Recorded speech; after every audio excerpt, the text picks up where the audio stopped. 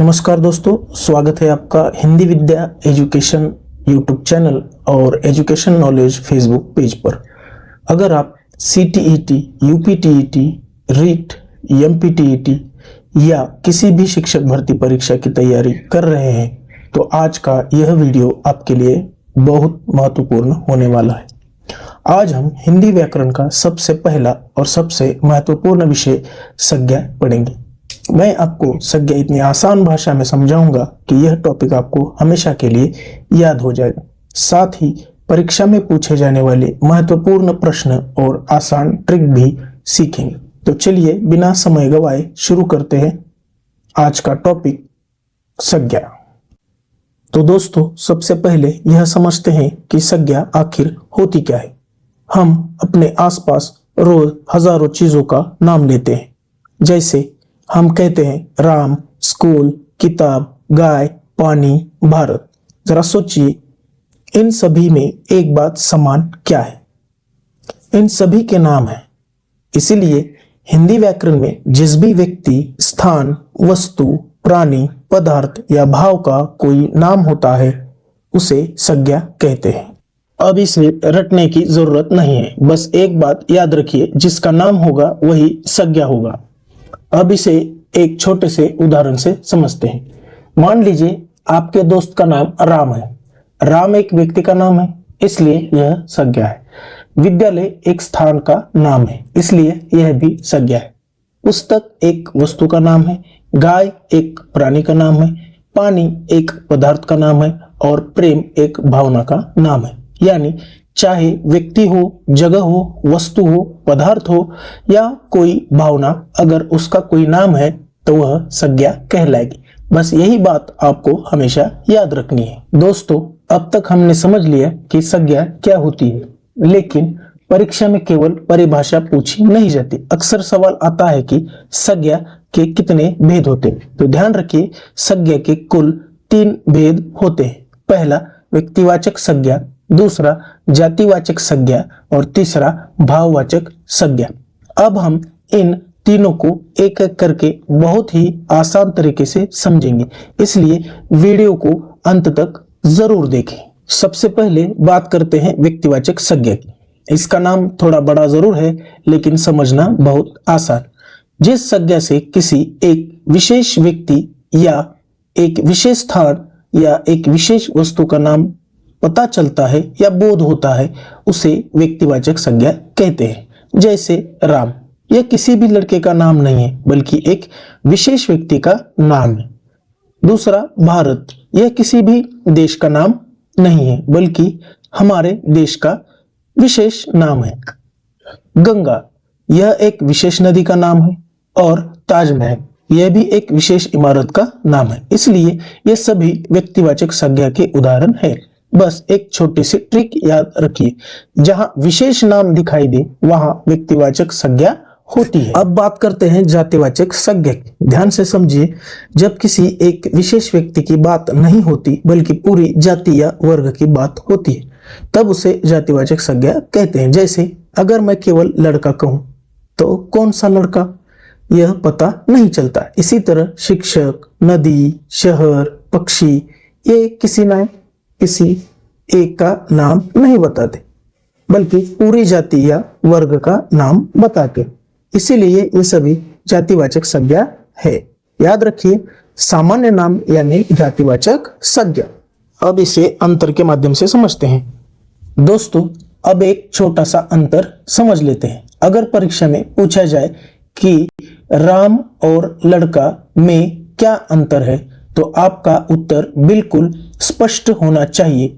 राम एक विशेष व्यक्ति का नाम है, इसलिए यह व्यक्तिवाचक संज्ञा है। लेकिन लड़का किसी एक का नाम नहीं है, यह पूरी जाति का नाम है, इसीलिए यह जातिवाचक संज्ञा है। इसी प्रकार भारत व्यक्तिवाचक संज्ञा है, जबकि देश जातिवाचक संज्ञा है। गंगा व्यक्तिवाचक संज्ञा है, जबकि नदी जातिवाचक संज्ञा है। अगर आप यह अंतर समझ गए तो परीक्षा में कभी गलती नहीं करेंगे। अब बात करते हैं संज्ञा के तीसरे और अंतिम भेद, भाववाचक संज्ञा। दोस्तों, कुछ ऐसी चीजें होती हैं जिन्हें हम देख नहीं सकते, छू नहीं सकते, लेकिन उन्हें महसूस जरूर कर सकते हैं। ऐसे ही भाव, गुण या अवस्था के नाम को भाववाचक संज्ञा कहते हैं, जैसे प्रेम, खुशी, दुख, मित्रता और बचपन। क्या आप प्रेम को देख सकते हैं? नहीं, लेकिन उसे महसूस कर सकते हैं। इसी तरह खुशी और दुख भी दिखाई नहीं देते, केवल अनुभव किए जाते हैं। इसलिए यह सभी भाववाचक संज्ञा के उदाहरण है। बस एक बात याद रखिए, जो दिखाई न दे लेकिन महसूस हो जाए वही भाववाचक संज्ञा कहलाती है। अब एक बार तीनों भेदों को साथ में देख लेते हैं। राम एक विशेष व्यक्ति का नाम है, इसीलिए यह व्यक्तिवाचक संज्ञा है। लड़का पूरी जाति का नाम है, इसलिए यह जातिवाचक संज्ञा है। और प्रेम एक भावना है, इसलिए यह भाववाचक संज्ञा है। अगर आप इस तालिका को एक दो बार ध्यान से देख लेंगे तो परीक्षा में कभी भ्रम नहीं होगा। अब देखते हैं कि आपने कितना सीखा। पहला प्रश्न, भारत किस प्रकार की संज्ञा है? 4 विकल्प आपके सामने हैं। जातिवाचक, व्यक्तिवाचक, भाववाचक, इनमें से कोई नहीं। सोचिए और अपना उत्तर मन में तय कीजिए। अगर आपका उत्तर व्यक्तिवाचक संज्ञा था तो बिल्कुल सही, क्योंकि भारत किसी भी देश का नाम नहीं है, बल्कि एक विशेष देश का नाम है, इसीलिए यह व्यक्तिवाचक संज्ञा कहलाता है। अगर आपका उत्तर सही था तो कमेंट में जरूर लिखिए मेरा उत्तर सही था। बहुत बढ़िया। अब देखते हैं अगला प्रश्न। ध्यान से सुनिए, खुशी किस प्रकार की संज्ञा है? 4 विकल्प आपके सामने हैं, जल्दी मत कीजिए, ऑप्शन को ध्यानपूर्वक पढ़िए। पहले कुछ सेकंड सोचिए, फिर अपना उत्तर मन में तय कीजिए। अगर आपका उत्तर भाववाचक संज्ञा था तो आपका उत्तर बिल्कुल सही है, क्योंकि खुशी को हम देख नहीं सकते लेकिन महसूस जरूर कर सकते, इसीलिए खुशी भाववाचक संज्ञा का उदाहरण है। अब तीसरा प्रश्न आपके लिए, लड़का किस प्रकार की संज्ञा है? जल्दी उत्तर मत दीजिए, पहले सोचिए फिर सही विकल्प चुनिए। अगर आपने जातिवाचक संज्ञा चुना है तो आपका उत्तर बिल्कुल सही है, क्योंकि लड़का किसी एक व्यक्ति का नाम नहीं है, यह पूरी जाति का नाम बताता है, इसलिए यह जातिवाचक संज्ञा है। अब एक ऐसी ट्रिक जो परीक्षा में आपको तुरंत सही उत्तर तक पहुंचा सकती है या पहुंचा देगी। अगर कोई विशेष नाम दिखाई दे तो समझ जाइए व्यक्तिवाचक संज्ञा। अगर सामान्य नाम हो तो वह जातिवाचक संज्ञा होगी, और अगर भाव, गुण या अवस्था हो तो वह भाववाचक संज्ञा होगी। बस यही ट्रिक याद रखिए। आइए 1 मिनट में पूरे अध्याय का रिवीजन कर लेते हैं। हमने सीखा संज्ञा क्या होती है और संज्ञा के 3 मुख्य भेद। एक व्यक्तिवाचक संज्ञा, दूसरा जातिवाचक संज्ञा और तीसरा भाववाचक संज्ञा। अगर ये तीनों बातें आपको समझ में आ गई है तो समझे संज्ञा का अध्याय लगभग पूरा हो गया है। CTET, TET, UPTET और अन्य शिक्षक भर्ती परीक्षाओं में संज्ञा से जुड़े प्रश्न लगभग हर वर्ष पूछे जाते हैं, इसीलिए इन 3 नियमों को अच्छी तरह याद कर लीजिए। यकीन मानिए परीक्षा में आपका उत्तर गलत नहीं होगा।